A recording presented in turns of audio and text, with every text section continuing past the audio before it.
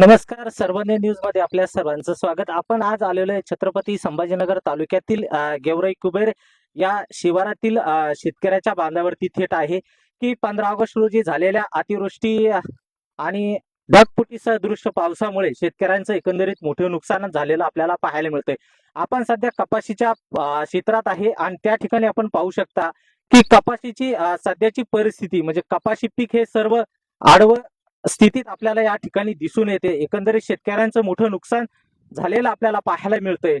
या ठिकाणी आपण आहे ज्या ठिकाणी सध्या लावखी माध्यम धरण जे आहे त्या धरणामध्ये याच नदीद्वारे हे पाणी थेट खाली जात असतं. त्याच आपण सध्या कुबेर गेवराई शिवारातील एका पुलाजवळ आहे आणि त्या पुलाचा प्रवाह या ठिकाणी बघत आहे की साधारणतः की ही नदी या ठिकाणी गोल आकारामध्ये वळण घेऊन समोर लावखी धरणाकडे जाते. मात्र याची पूर परिस्थिती इतकी भयानक होती की थेट शेतकऱ्याच्या शेतातून हे पाणी जाऊन त्यांच्या पिकाचं मोठं नुकसान झालेलं आपल्याला पाहायला मिळतंय.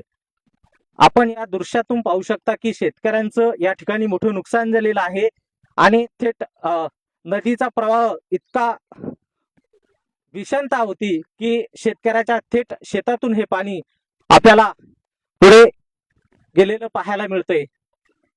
या ठिकाणी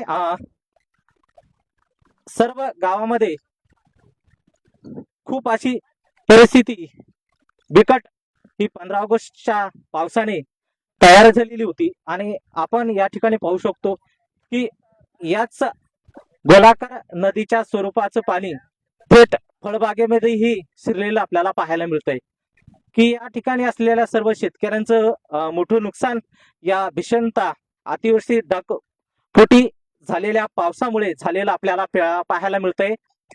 फळ लगडलेले सर्व झाडं आज आडव्या स्थितीत आपल्याला दिसत आहे आणि मोठे नुकसान या शेतकऱ्यांचं झालेलं आपल्याला पाहायला मिळतंय. शेतकऱ्याच्या बागेतून या पाण्याचा प्रवाह घेत शेतकऱ्यांचं मोठं नुकसान झालेलं आपल्याला पाहायला दिसतंय.